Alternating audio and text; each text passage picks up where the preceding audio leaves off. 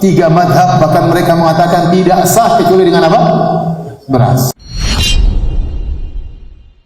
Hal-hal yang berkaitan dengan hukum-hukum zakat fitrah. Zakat fitrah pertama hanya wajib bagi orang yang menemukan terbenamnya matahari di akhir bulan Ramadan. Menemukan terbenamnya matahari di akhir bulan Ramadan. Kalau ada seorang masuk Islam menjelang maghrib di akhir bulan Ramadan, maka dia kena wajib zakat fitrah. Kalau dia mau bayar, maka dia harus bayar. Tapi kalau dia masuk Islam setelah azan maghrib, malam takbiran, tidak wajib. Paham?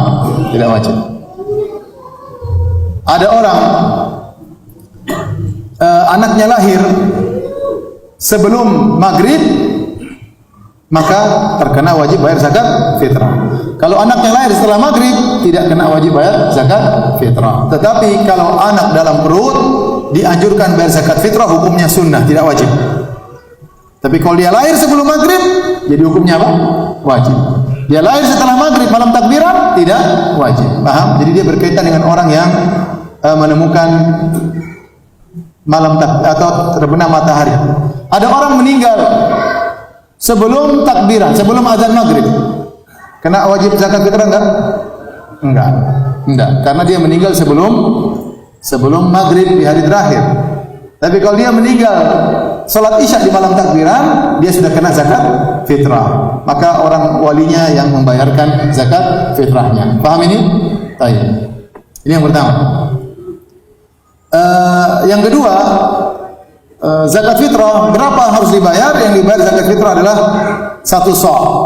1 sa' dari, kalau zaman dahulu, min tamar, dari korma, dari zabib, dari kismis, kemudian dari syair, dari gandum, dari bur, dari gandum juga. Ya, intinya secara umum dapat ulama mengatakan 1 sa'. Ada sebagian ulama mengatakan kalau bur setengah sa', tapi yang secara umum 1 sa'. Nah, 1 sa' itu adalah ukuran volume, literan, bukan berat. Dan 1 sa' itu adalah 4 mud. 1 mud itu begini. Dengan ukuran tangan orang yang sedang, kalau dia mengambil korma yang kering, dia ambil ini 1 mud, 2 mud, 3 mud, 4 mud. 4 mud lah 1 sa'. Dahulu ada seorang ulama di kota Madinah, kalau dia bayar zakat, dia bayarnya begitu, nggak usah timbang-timbang. Sini, dia ambil beras 1, 2, 3, 4, 1 sa', selesai. Nggak tahu berapa beratnya. Karena 1 sa' itu 4 mud. 1 mud itu begini, 1 begini. Ya, tergantung gunungnya seberapa bisa berubah kan. Tapi wajar lah kalau diambil begini, wajar, yang wajar 1, entah berapa. Tapi maka tatkala dikonversikan dari volume menjadi berat, ini berubah berbeda-beda. Ya. Berat 4 beginian kismis, maksud saya anggur yang sudah kering, beda dengan 4 ginian beras, itu tidak, beratnya beda-beda. Beda dengan 4 ginian korma, beda dengan 4 ginian gandum. Maka tatkala dikonversikan dari ukuran volume menjadi ukuran berat, ini timbullah khilaf di kalangan para ulama. Saya baca-baca tentang beras, maka mereka bedakan lagi. Kalau beras India berapa, beras ini berapa kilo, mereka detail. Beras Indonesia kecil-kecil berapa. Intinya kalau antum hati-hati bayar 3 kilo. Karena rentan ada 20, ada yang bilang 24, ada yang 2,8. Intinya lebih hati-hati, ada yang mengatakan 3. Udah ente bayar 3 kilo aja, lebih aman. 3 kilo. Saya rasa di sini mungkin 2,5. Ada pendapat 2,5, oke. Tapi saya bilang lebih hati-hati, bayar berapa? 3 kilo. Karena itu konversi dari volume menuju ke berat. Terus zakat fitrah, apakah boleh dibayar dengan uang? Ijma' ulama, bukan ijma', jumhur ulama mengatakan harus dengan beras, harus dengan makanan pokok. Kalau tidak dengan makanan pokok maka tidak sah. Pendapat Hanafiyah mengatakan boleh dengan duit.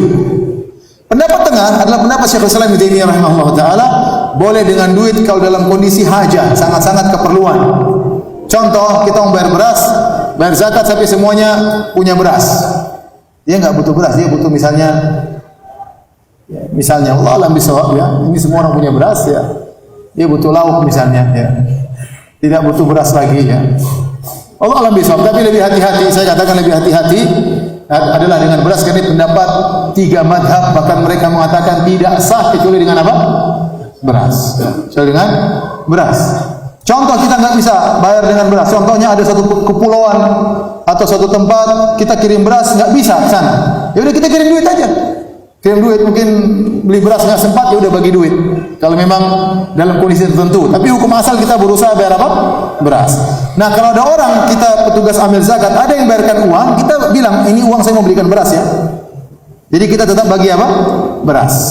Lebih hati-hati, lebih afdal, dan sepakat kalau beras semua sepakat sah. Kalau duit jumhur mengatakan tidak sah, Hanafiyah mengatakan apa? Sah. Ya, lebih hati-hati beras, kecuali dalam kondisi terdesak baru kita bagikan dengan uang kalau memang kondisi terdesak dalam kondisi-kondisi tertentu. Kemudian kapan dibayarkan? Dibayarkan boleh sehari atau 2 hari atau 3 hari sebelum lebaran, boleh. Jadi kita boleh keluarkan zakat karena sekarang distribusi enggak mudah. Kita boleh distribusi zakat misalnya hari ke-29 boleh, hari ke-28 boleh, hari ke-27 boleh. Terutama mungkin perlu, tapi kalau paling bagus yang menjelang lebaran. Kalau memang kita merasa mampu untuk membagikan di menjelang lebaran, itu yang terbaik. Bahkan yang terbaik adalah sebelum kita sholat Id. Itu yang terbaik. Tapi susah, terkadang kita sebelum sholat Id cari orang mau bayar zakat, enggak ada yang mau terima zakat, susah. Padahal zakat tidak boleh dibayar setelah sholat Id. Kenapa semakin dekat lebaran semakin baik untuk dibayar? Karena fungsi zakat fitrah adalah agar orang tidak kelaparan pada hari tersebut. Mereka punya beras, mereka bisa makan beras. Tidak punya lauk, mereka bisa campur dengan apa? Garam, atau mereka bisa cari lauk, yang penting beras ada. Itu yang paling penting. Jadi zakat fitrah itu fungsinya bukan memperkaya orang, bukan untuk memenuhi kebutuhannya setahun. Itu zakat mal. Paham? Ini beda. Makanya kata para ulama, zakat fitr hanya dibayar untuk 2 asnaf. Cuma miskin dan apa? Fakir. Ya, fakir miskin saja, bukan untuk utang, enggak, bukan orang berutang enggak, tapi untuk fakir dan miskin saja.